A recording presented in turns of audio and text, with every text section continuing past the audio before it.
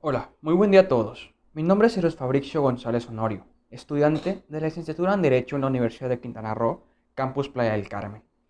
Me es un gusto poder saludarlo, profesor, desde esta plataforma. Esta es una actividad con fines académicos con relación a la materia de Historia del Derecho en México, impartida por el licenciado Ángel Mauricio Mora Castillo. La finalidad de esta actividad es explicar de manera breve y a grandes rasgos la transición del mundo jurídico y el derecho mexicano, desde la época prehispánica, partiendo de las culturas mesoamericanas hasta la Revolución, y la Constitución de 1910, abarcando épocas, etapas y sucesos que involucran al derecho y al mundo jurídico en nuestro territorio, que con el paso del tiempo se llamaría México. Así también explicando y dividiendo estas etapas en 9 unidades que más adelante les explicaré. Y a manera de introducción, empezaremos hablando de México, una tierra, un imperio, una república, pero sobre todo una cultura con un proceso de identificación y transición que ha ido conllevado grandes cambios sociales, económicos y jurídicos, además de políticos, para llegar a ser el país que hoy es. Para ello, iniciamos desde una etapa de época prehispánica, procediendo y culminando con la vida indígena, la etapa de la conquista, donde explicamos y vemos los diferentes cambios y además recalcamos la relación jurídico-social que ha existido en nuestro país, desde la etapa prehispánica, siendo fundamental para establecer un orden social en el derecho. Hemos sufrido grandes cambios, fuimos conquistados por la gran corona española, quien nos mantuvo bajo su yugo durante un largo periodo de tiempo, reformando nuestra vida social, pero a la vez introduciendo nuevos caminos a la vieja vida prehispánica y nuevos cambios. Puedo decir, y obviamente es notorio, que la transición y la conquista sufrida no fue del todo pacífica. Pero bueno, son cambios que se tienen que hacer. No podría imaginarme en dónde estaríamos hoy si nadie nos hubiera conquistado, o tal vez algún otro imperio hubiera llegado. Son cosas que no lo sé, pero me intrigan, y más sin embargo, ha pasado. En ese tiempo vivimos a la orden de la corona española, y con ella un nuevo comienzo, que, como he dicho anteriormente, son transiciones jurídicos sociales donde nuestra cultura y sociedad vivió bajo un régimen español, con la esperanza de lograr cambiar, de poder luchar y de no aceptar la imposición española, y con ella las injusticias que el pueblo indígena soportaba. Por ello, grandes cambios ocurrieron, alientos de lucha, y sueños de libertad se dejaban ver en el pensamiento y en los ojos de cada esclavo indígena, y bajo influencias revolucionarias y de libertad, los primeros cambios empezaron. Al inicio, la fuerza solamente era el brazo del cuerpo luchador, por el miedo y las represalias con las que castigaban a los luchadores. Y tras varios intentos, a lo largo de los años, en distintas partes de la Nueva España, los pequeños revolucionarios, quienes día con día, en su pequeña lucha, lanzaban destellos de esperanza, para que un día el cuerpo de la libertad se alzara a pelear, a cambiar y a revolucionar, así como también a generar el cambio social, jurídico y político, además de económico, con el que nuestra tierra, nuestro país y nuestra república vive hoy. Dada esta introducción, empezaremos con la unidad 1, titulada Introducción a la historia del derecho en México, iniciando definiendo el concepto de la historia del derecho en México, que según Marco Antonio Pérez de los Reyes, la historia del derecho en México es la ciencia que estudia el origen, los elementos formativos y el desarrollo del sistema jurídico nacional,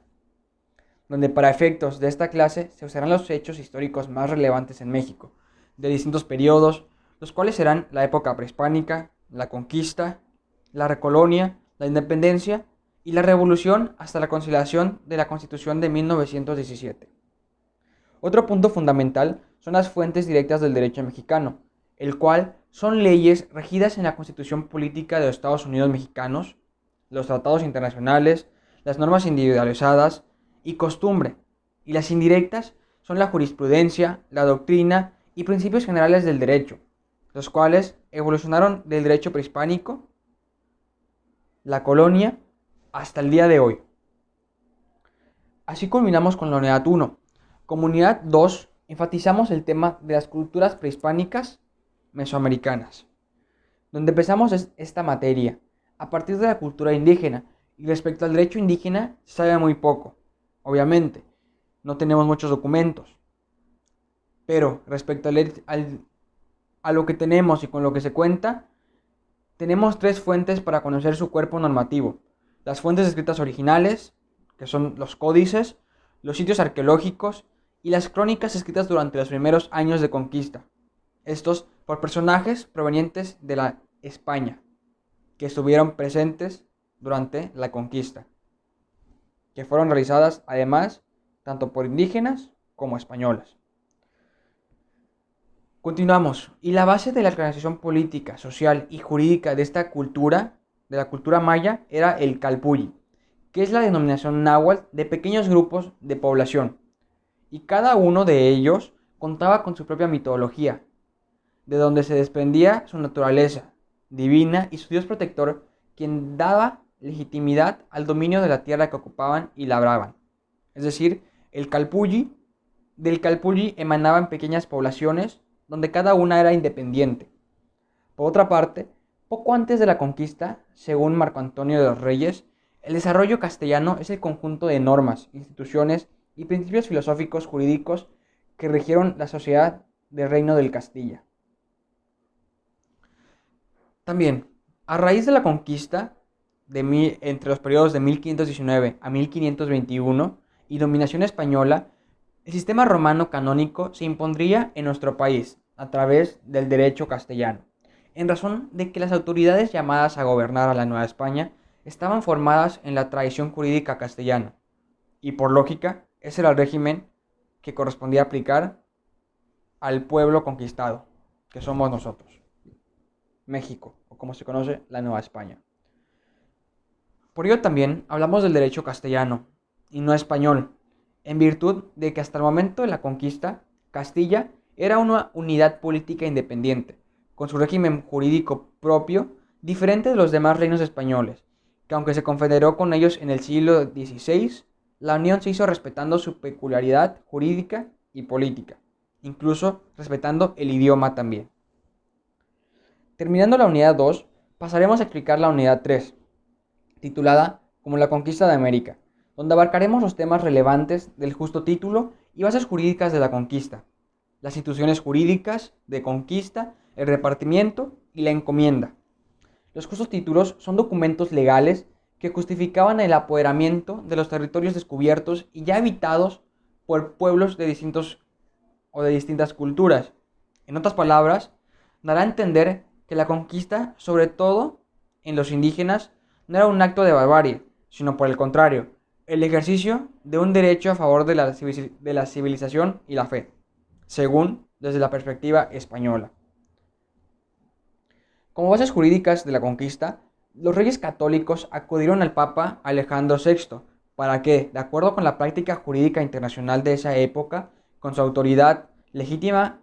para actuar en las tierras que recientemente había ganado Colón para la corona de Castilla,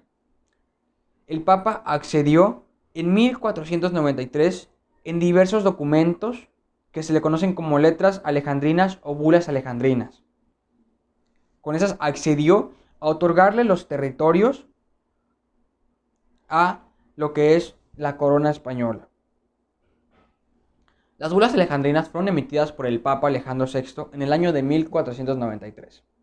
Por otra parte, el régimen jurídico castellano resulta indispensable para conocer nuestro derecho colonial y posterior influencia en el derecho de la época independiente. Es decir, a raíz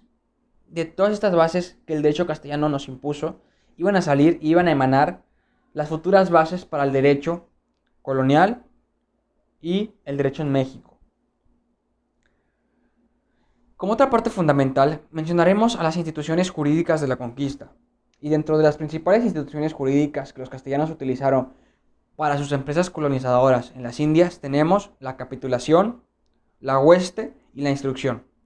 las cuales definiremos empezando por las capitulaciones,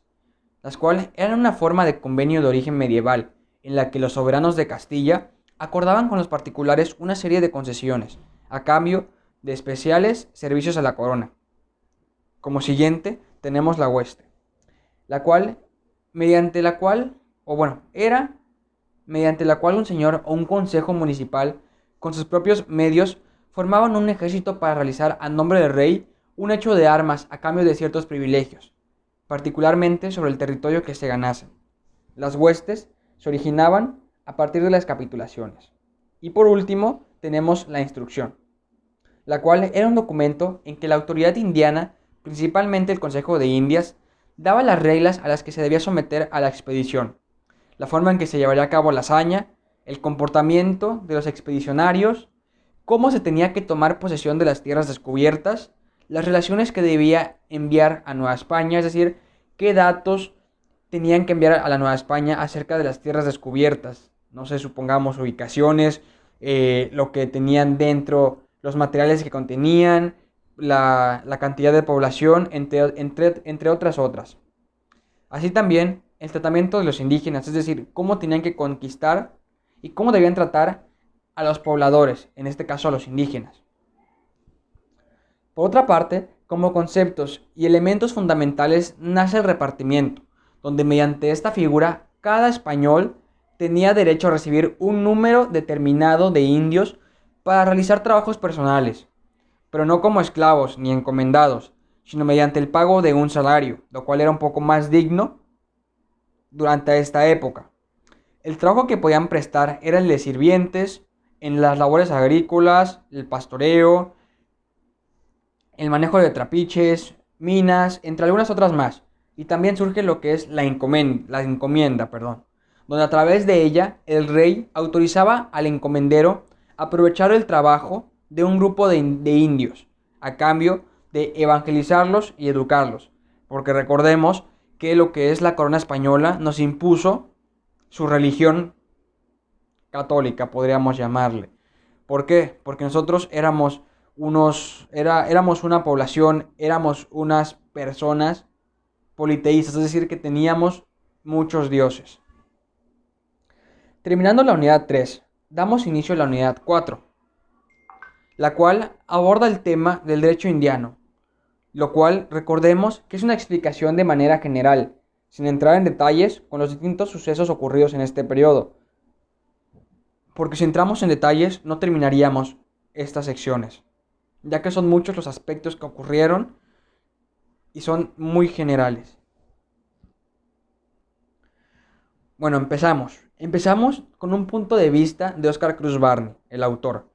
donde en sentido estricto el derecho indiano es el conjunto de leyes y disposiciones de gobierno promulgadas por los reyes y por las autoridades a ellos subordinadas, para el establecimiento de un régimen jurídico particular en las Indias. El descubrimiento de América es sin duda el acontecimiento más importante del siglo XVI. España aplica una serie de ordenamientos jurídicos en sus territorios de ultramar,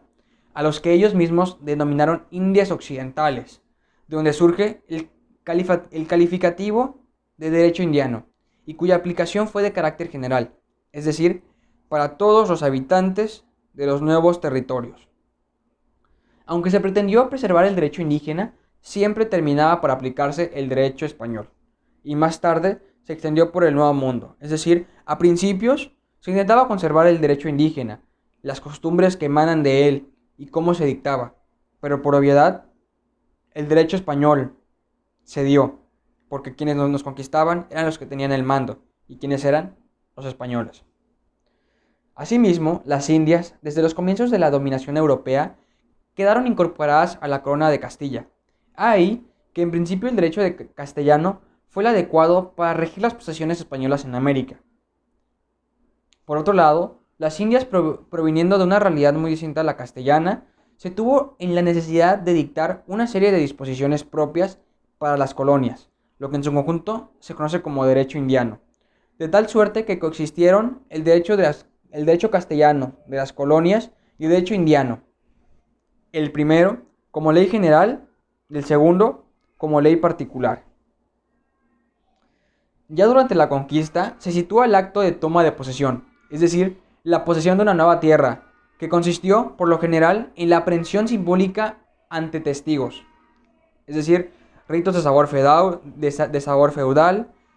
recoger tierra, arrancar plantas, aventar piedras, y en constancia pública la fe de lo ocurrido dada por el escribano de la expedición. Esto implicaba la adquisición positiva de la soberanía de determinado territorio por la corona castellana,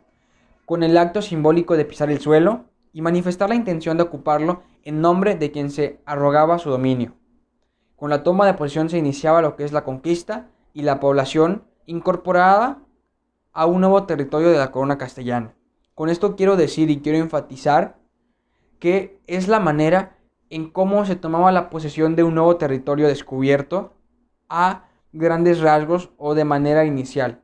ya que posterior a estos pasos provenían lo que son todos los documentos que darían fe a la posesión y a la adquisición de esta tierra. Y como otro aspecto fundamental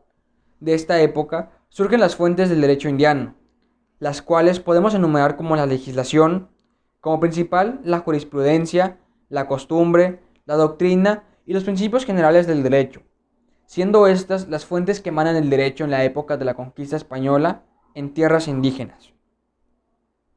Concluyendo así con la unidad 4, daremos inicio a la unidad 5, que consiste en la administración pública y de justicia indianas, donde a lo largo de la historia de España y sobre todo en México existían diversas culturas, como lo son los mayas, los aztecas, mexicas, entre otros. Hubo un choque de culturas y de sistemas, de tal forma que los españoles introdujeron su sistema jurídico, político y administrativo, además de económico, lo cual provocó que se instalaran diversas formas de administración y sistemas para poder gobernar al Nuevo Mundo, o mejor conocido como la Nueva España.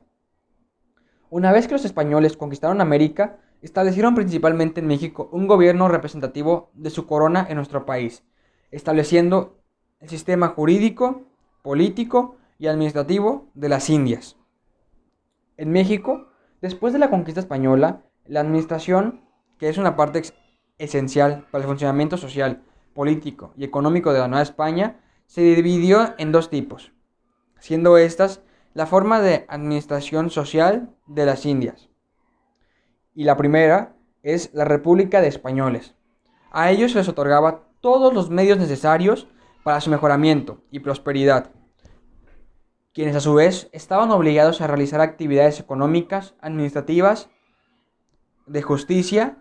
para velar por el orden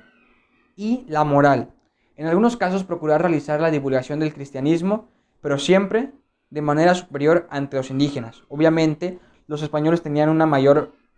se puede decir, ventaja en todos los aspectos sobre los indígenas. Y la segunda es la República de los Indios. Estos eran sometidos rigurosamente a seguir la cultura europea, sobre todo, indulcarles la religión católica a como fuera el lugar. Como bien sabemos, los indígenas, dentro de esta etapa de colonia, de conquista, sufrimos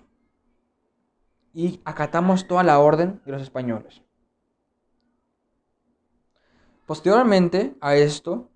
hacemos notar o hacemos mención a uno de los principios básicos de la administración en las Indias, el cual es la delegación de funciones, donde al rey se le conoce o se le domina también como el soberano. En ese sentido, todo se encuentra depositado en manos del rey, ya que se pensaba que este era un enviado de Dios y para que pueda administrar su gobierno debía de delegar funciones específicas a los integrantes del gobierno, dotándolos de ciertas facultades de poder,